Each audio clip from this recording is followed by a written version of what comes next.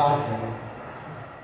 देखो translation simply अभी बताया मैंने, ये क्या होता है mRNA से, mRNA मतलब मैसेंजर आरएनए से प्रोटीन जो बनाने की प्रोसेस होती है उसको क्या बोलते हो? ट्रांसलेशन। तो इसके अंदर हमें जो रिक्वायरमेंट होती है, रिक्वायरमेंट की बात करें तो इसके अंदर रिक्वायरमेंट क्या हो जाएगी? mRNA होना चाहिए अपने पास, राइबोसोम होना चाहिए अपने पास, टीआरएनए अपने पास होना चाहिए, मैग्नीशियम आयन होना चाहिए और एंजाइम्स होने चाहिए और एमिनो एसिड होना चाहिए। ठीक है, ये कुछ रिक्वायरमेंट्स है जो इसके अंदर चाहिए ही चाहिए। ठीक है, अब होता क्या है ध्यान से देखना। अब यहाँ पर सबसे पहले क्या होता है, यहाँ पर एक जैसे mRNA आता है, ये mRNA है, इससे क्या होता है रीड के अंदर अभी आया था इसका, कौन सी सबसे पहले यूनिट बाइंड होती है? राइबोसोम की। कौन सा छोटे वाली? यस, इस बार लेकर आया था ना, इस बार नीट में क्वेश्चन था कि सबसे पहले कौन सी यूनिट बाइंड करती है। तो इसके अंदर जो राइबोसोम होता है, शायद स्टेटमेंट के अंदर था मेरे ख्याल से। हां, स्टेटमेंट। तो इसके अंदर क्या होता है, जो mRNA होता है, mRNA से सबसे पहले जो राइबोसोम होता है, पक्का का प्रोटीन बनाने और 11th क्लास से पढ़ते हैं कि जो राइबोसोम का काम होता है प्रोटीन बनाने के अंदर होता है। तो सबसे पहले mRNA को राइबोसोम से बाइंड करवाना है, तो सबसे पहले इसकी जो छोटी यूनिट होती है वो बाइंड करती है और फिर इसकी बड़ी यूनिट बाइंड करती है। ठीक है, दो यूनिट से बना होता है राइबोसोम, एक बड़ी यूनिट और एक छोटी यूनिट। कौन सी स्वेटवर्क में? किसमें प्रोकैरियोट में? अरे नहीं, इसकी हाँ प्रोकैरियोट को बताओ। 50s और 80s 70s प्रोकैरियोट में और यूकैरियोट में 80s। और किस से बनी होती है, किससे बनी होती है? चलिए, तो इसके अंदर क्या होता है, जब राइबोसोम इस तरह से बाइंड करेगा तो ये कौन सी साइड पे करेगा? Start codon. स्टार्ट कोडन को ढूंढेगा और उस पे जाके क्या हो जाएगा? बाइंड हो जाएगा। स्टार्ट कोडन क्या है अपना? AUG पे जाके यहाँ पर ये बाइंड हो जाएगा। अब इस राइबोसोम के अंदर 3 साइड्स होती है, ये मैंने आपको बताया होगा। एक को उल्टा लिखो, A P E। ठीक है, ये पता होगा, ये क्या होगा? अच्छा, अब क्या होता है इसके अंदर? सिंपल, सबसे पहला जो प्रोसेस होता है, पहला स्टेप होता है इसके अंदर। पहले स्टेप के अंदर हम करते हैं एमिनो एसिड को एक्टिवेट, यानी कि एक्टिवेशन ऑफ अमीनो एसिड्स। इसके अंदर होता क्या है, अमीनो एसिड सिंपली क्या करते हैं, एटीपी से बाइंड करते हैं, एटीपी से जुड़ते हैं, एटीपी लेते हैं, और जब एटीपी लेते हैं तो यहाँ पर एक एंजाइम की रिक्वायरमेंट होती है जो भी बताया था मैंने, amino acyl tRNA synthesis.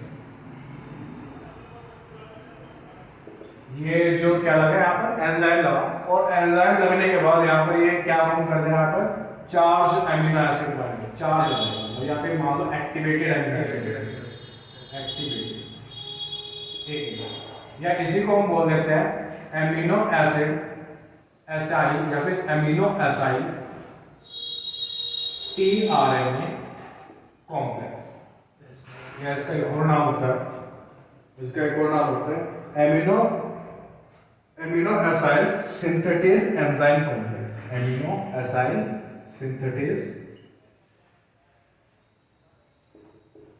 Complex, enzyme complex. Enzyme है ना, एमिनो एसाइल के एंजाइम, ये ना एंजाइम का नाम है ना इसका कॉम्प्लेक्स का नाम। ठीक है, तो ये यहाँ पर बन जाएगा amino acyl synthetase enzyme complex, यहाँ पर बन जाएगा। अब बनने के बाद क्या होगा, जब ये एक्टिवेट हो गया, सिंपली अगर आप ये भी नाम याद रखो या ये भी ना रखो चल जाए, हमें सिर्फ पहला स्टेप पता होना चाहिए, एक्टिवेशन ऑफ एमिनो एसिड, जिसके अंदर एमिनो एसिड एटीपी से बाइंड करके एक्टिवेटेड हो जाएगा। दैट्स इट, एनर्जी चाहिए एक्टिवेशन के लिए, अभी वो खाली घूम रहा है तो अभी पता है कि भाई काम में जाना है तो उसे एक्टिवेट होना पड़ेगा। ठीक है, फिर सेकंड स्टेप में क्या होता है, ये एक्टिवेटेड एमिनो एसिड क्या होते हैं, सीधा सीधा किससे बाइंड करते हैं, टीआरएनए से बाइंड करते हैं, और इस प्रोसेस को क्या बोलते हैं हम, चार्जिंग ऑफ टीआरएनए। ठीक है, पहले स्टेप में simply activation of amino acid, second step के अंदर क्या करेंगे हम, एमिनो एसिड को जो एक्टिवेट हो गए उसे टीआरएनए से बाइंड करते हैं, और टीआरएनए क्योंकि टीआरएनए को पर्टिकुलरली लेके आने हैं, उठा के पकड़ के लेके आने हैं, तो इसे एक्टिवेट एक जो एमिनो एसिड है उसे किससे बाइंड करना पड़ेगा, टीआरएनए से, और इस सब क्या बोलते हैं, चार्जिंग ऑफ टीआरएनए। अब होगा क्या, मैं छोटे छोटे लिख रहा हूँ, ये वाले ऊपर साइड है, ए साइड, हाँ जी, ए साइड बी साइड ई साइड। ठीक है। अब सबसे पहले जो टीआरएनए आता है फर्स्ट वाला, बिल्कुल ये क्या होता है, सबसे पहले इसमें आके बैठता है पी साइड पे, ये आके बैठ गया और इसके साथ ये जुड़ा हुआ है A1 यानी कि फर्स्ट अमीनो एसिड। ठीक है, पहला तो यहाँ पे आके बैठा, फिर सेकंड टीआरएनए आता है, इसी तरह से बाइंड करके लेके आता है, इसे उठा के लेके आएगा कौन से साइड में, ए साइड में, ये आगे ए साइड में इस तरह से आके बैठ गया और यहाँ पे क्या होगा A2 अमीनो एसिड। ठीक है, अब जो ये राइबोसोम होता है ये इसका काम क्या है, यहाँ पर पेप्टाइड फॉर्मेशन करना है। प्रोटीन के अंदर जो अमीनो एसिड्स होते हैं उनके बीच में कौन सा होता है, पेप्टाइड बॉन्ड। ठीक है, तो ये क्या करेगा, इनके बीच में इस तरह से क्या करेगा, बॉन्डिंग। ये बन गया बात समझ में। अब यार यहाँ तक का जो काम है वो खत्म हो गया। अब जब यहाँ तक का काम खत्म हो गया, अब ये क्या करेगा, अब इस तरह से आगे की तरफ मूव करेगा। जब ये इस तरह से आगे की तरफ मूव करेगा, ये वाला अमीनो एसिड किसके अंदर आ जाएगा, इसके अंदर आ जाएगा, और ये वाला किसके अंदर आ जाएगा, इसके अंदर आ जाएगा। कंडीशन कुछ अब इस तरह से बनी है, अगर मैं दिखाऊं आपको, यहाँ पर ये सेकंड वाला आ गया और यहाँ पर कौन सा आ गया, फर्स्ट। बताओ ये यहाँ पर कौन सा बॉन्ड रखा था अपना, पेप्टाइड। यहाँ तक समझ में आया दिक्कत? तो अब क्या हुआ, ध्यान से देखना, ये आ गया। अब जो ई साइड होती है, इसका फुल अगर नाम बताओ, ये होती है एग्जिट साइड। मतलब यहाँ पर जो ये टीआरएनए है, जो ये वाला है, ये क्या करेगा, यहाँ से एग्जिट कर जाएगा, निकल जाएगा। तो ये वाला जो टीआरएनए है यहाँ से इस तरह से बाहर आ गया और कंडीशन आपको अब कुछ इस तरह की दिखेगी, इस तरह की कंडीशन, यानी कि A1 से अब A2 जुड़ा हुआ और टीआरएनए जो फर्स्ट वाला था, वन लिखा हूं मैं, फर्स्ट वाला जो टीआरएनए था वो क्या आ गया, बाहर। बात समझ में आई? अब दूसरे स्टेप में क्या होगा, अब क्या होगा, हमें तो लंबी चेन बनानी है। अब ये राइबोसोम क्या करेगा, अब आगे चलेगा और आगे से और आ रहे हैं टीआरएनए आएगा। अभी सिंपल वो वाला काम है कि सिंपल जो राइबोसोम क्या कर रहा है, एक बुक पढ़ रहा है, एक बुक पढ़ रहा है, रेसिपी बुक जिसे कह सकते हैं, जिसके अंदर रेसिपी लिखी हुई है कुछ भी बनाने की। मान लो चाउमीन बनाने की रेसिपी लिखी हुई है, तो अगर चाउमीन बनानी है तो सबसे पहले प्याज चाहिए, तो टीआरएनए क्या करे, प्याज उठा के लाए, टीआरएनए चेला, राइबोसोम का चेला। ठीक है, तो वो क्या कर रहा है, प्याज उठा के ला रहे हैं। फिर उसके लिए भाई शिमला मिर्च चाहिए, तो शिमला मिर्च उठा के ला रही है, और ये यहाँ पर आके अपने कढ़ाई वढ़ाई में जो काम कर रहा है राइबोसोम वो कर रहा है। तो ये भी क्या चल रहा है, राइबोसोम क्या कर रहा है, एमआरएनए पे सीक्वेंस पढ़ रहा है, कोडोन्स पढ़ रहा है। जैसे कि मान लो AUG पढ़ा, AUG पढ़ा तो उससे पता लगा कि कौन सा अमीनो एसिड चाहिए, मीथियोनिन चाहिए, तो मीथियोनिन टीआरएनए क्या करेगा, मीथियोनिन को उठा के लाएगा। सिंपल इस तरह से काम चलेगा। तो ये सब और आगे बढ़ेगा तो इसे पता लगा next amino acid triple U आया हमारे लिए, तो फिनाइलएलानाइन चाहिए, तो टीआरएनए क्या करेगा, अगला अमीनो एसिड उठा के लाएगा, ये आएगा थर्ड वाला, ये आया और ये इस तरह के आके A3 पे आएगा, A3 बैठा और ये क्या हो जाएगा, इस तरह से यहाँ पर दोबारा से पेप्टाइड बॉन्ड फॉर्म होगा, फिर ये इस तरह से दोबारा आगे बढ़ेगा, फिर ये इस तरह से जब और आगे बढ़ेगा तो ये वाला इस साइड में आ जाएगा, ये वाला इस साइड में आ जाएगा, और इस बार कंडीशन कुछ इस तरह की दिखेगी। ये आ गया यहाँ पर, ठीक है, A3, यहाँ पर आ गया A2 और इसके साथ कौन सा जुड़ा हुआ था, A1, ये इस तरह से जुड़ा। ठीक है, अब ये क्या करेगा, यहाँ से एग्जिट मारेगा, एग्जिट साइड में आ गया T2 और कंडीशन कुछ इस तरह की दिख जाएगी। इस तरह की कंडीशन चेन बननी शुरू होगी, first amino acid, second amino acid, third amino acid, fourth बनेगा, फिर फिफ्थ बनेगा, सिक्स्थ बनेगा, जितने रिक्वायरमेंट होगी, और एक टाइम पे आगे स्टॉप कोडन आ जाएगा, यानी कि UAG, कौन सा UAG, ठीक है, UR, ठीक है।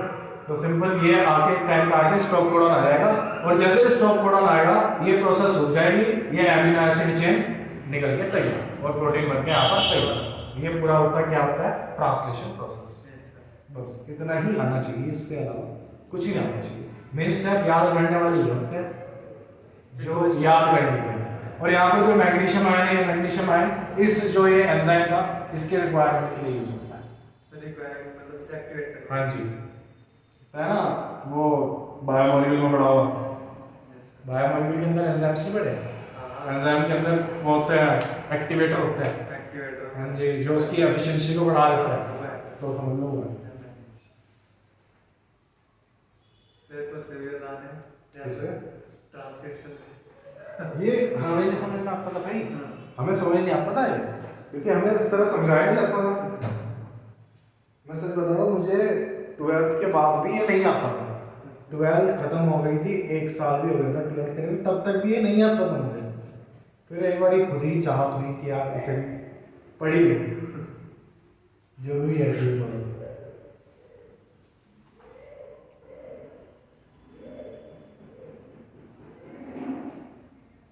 और इसे याद रखने की ट्रिक है, एप को उल्टा लिखो साइड से। तो जैसे वो टीचर नोट्स बनाते हैं, आपने ही बना रखी है क्या? जैसे वो टीचर बनाता है नोट्स बना के रखते हैं। मेरे पास कोई नोट्स नहीं अपने बने हुए। मैंने आपने देखा होगा कि नोट्स वो टीचर शायद हम साइड में बना रखे हैं, क्लास में देख रहा हूँ। शायद हम साइड में बना रखे हैं। और कौन है? विराट और उन्होंने नहीं बना रखे ना, विराट ने नहीं बना रखे। विराट भी बुक से, मतलब बुक से खुद ही नोट्स बनाता रहता है, मतलब खुद ही बनाता रहता है। मैं भी ऐसे मैं सिंपली बुक रहती है मेरे सामने, अब बिल्कुल वो तो डिट्टो लिखवा नहीं सकते क्योंकि वो तो डेली लैंग्वेज का हो जाएगा। अब उसे जब हम देखते रहते हैं उसे ही आसान लैंग्वेज के अंदर कन्वर्ट करके बताते रहते हैं। तो यही चीज़ है।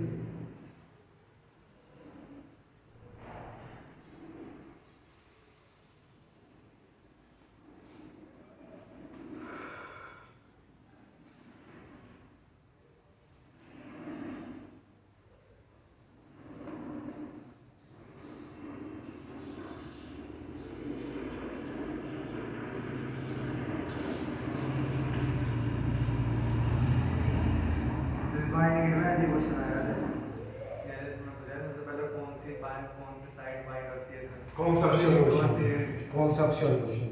हाँ सर एक उसमें से आया सर उसमें ब्लड सर्कुलेशन में से ट्राइकास्पिड वॉल बंद रहती है वो उससे आता वो कौन सा प्रोसेस है वो? Cardiac cycle. Yes sir cardiac cycle से आता है। यस सर स्टेटमेंट्स दे रखी थी, स्टेटमेंट्स यस सर गलत सही बताने वाले। चार में से अगर दो भी पता लग गया ना तो आंसर निकल जाता है। फिर ऑप्शन में से आदमी छाट लेता है, ये ऑप्शन हो ही नहीं सकता, ये ऑप्शन नहीं हो मेरे बार का सकता। पेपर टफ नहीं था आपके साथ एवरेज, मतलब बहुत ज़्यादा टफ नहीं कह सकते, बहुत ज़्यादा आसान भी नहीं कह सकते, एवरेज कह सकते हैं कि हाँ मतलब ठीक था, मतलब इतना आसान नहीं कह सकते, ना इतना टफ कह सकते, ठीक ठीक था। क्योंकि जहाँ बायो टफ कर दी वहीं फिजिक्स आसान कर दी।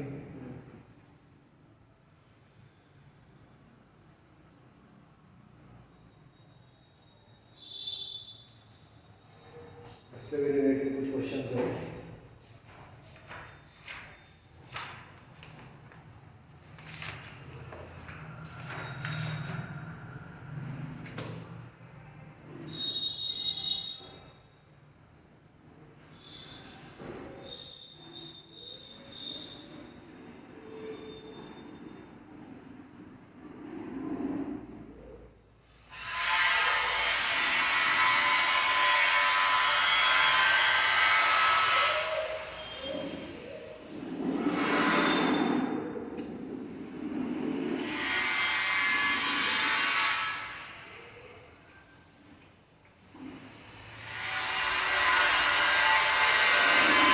हो गया?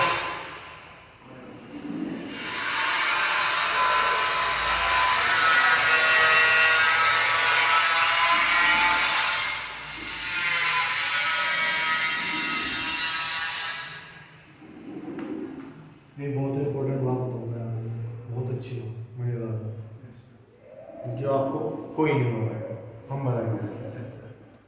GTP molecule guanosine triphosphate.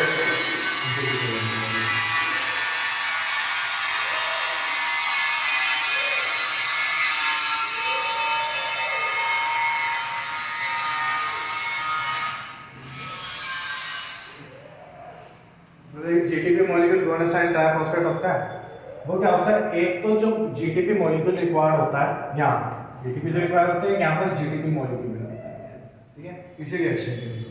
दूसरा, एक जीटीपी मॉलिक्यूल, एक जीटीपी मॉलिक्यूल लगते हैं, मान लो इसे इधर से इधर मूव करना है, जो ये पूरा राइबोसोम इस तरह मूव करता है, तो वहां पर एक जीटीपी मॉलिक्यूल लगता है। फिर जब टर्मिनेशन होती है, जब रोकना है इस प्रोसेस को, तो वहां पर एक जीटीपी लगता है। 3 जीटीपी यूज होते हैं पूरे process.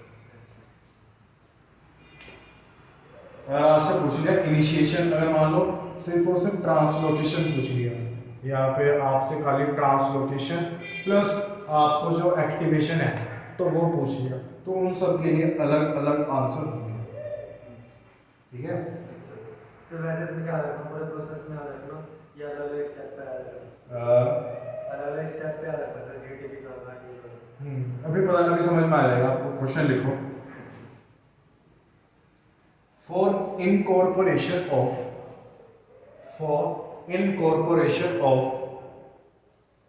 5 amino acid, for incorporation of 5 amino acids in a growing polypeptide chain, how many ATP and GTP are required? How many ATP and GTP molecules are required?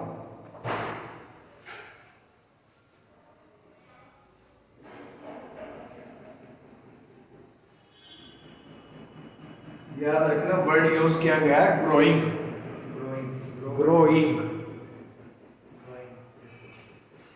इस growing word पे बड़ा ध्यान देना। देखो मैं ही करा रहा हूं। हमारे पास कितने अमीनो एसिड को जोड़ना है खाली, टर्मिनेशन तक नहीं पहुंचाना, सिर्फ जोड़ने की बात करें, ग्रो करने की बात करें, ठीक है। तो ग्रोइंग करनी है तो हमारे पास 5 अमीनो एसिड को जोड़ना है, तो 5 ही अमीनो एसिड को क्या करना होगा, एक्टिवेट करना होगा। तो एटीपी कितनी भी चाहिए होगी, 5 एटीपी चाहिए होगी। अब जीटीपी फाइंड करना है। जीटीपी में देखना ध्यान से क्या होने वाला है। तो मैंने बताया एक जीटीपी रिक्वायर होती है एक्टिवेशन के लिए, तो 5 जीटीपी तो 5 अमीनो एसिड को एक्टिवेट करने के लिए लेंगे, ठीक है। लास्ट पे ये लगी प्लस, अब जब ये एमिनो एसिड को ट्रांसलोकेट कर रहा है, इधर से इधर मूव करते हैं, 5 वहां लगी, तो 5 जीटीपी वहां लगी, तो टोटल जीटीपी कितनी लगी, 10। और एक्टिवेट करने के लिए मतलब एटीपी कितने लगे, 5, ठीक है। इसमें एक और ऐड कर सकते हो इसे भी क्वेश्चन को, अगर मैं कर दूं for complete polypeptide chain, second step कर दो फॉर कंप्लीट पॉलीपेप्टाइड चेन।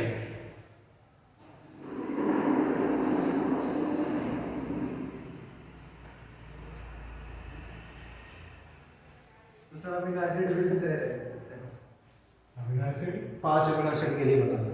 तो सर फिर एक जुड़ जाएगा ना, एक क्या जुड़ जाएगा, जीटीपी, एक जीटीपी और आ जाएगा ना, एक जीटीपी यहाँ पर, एक जीटीपी और एक्स्ट्रा आ जाएगा। कंप्लीट क्वेश्चन है, टर्मिनेशन तक हो जाएगा, टर्मिनेशन से बोलता है तो एक जीटीपी और ऐड आ जाएगा, आंसर क्या आ जाएगा, बस ट्रांसलेशन खत्म, छुट्टी। आज तक रखे।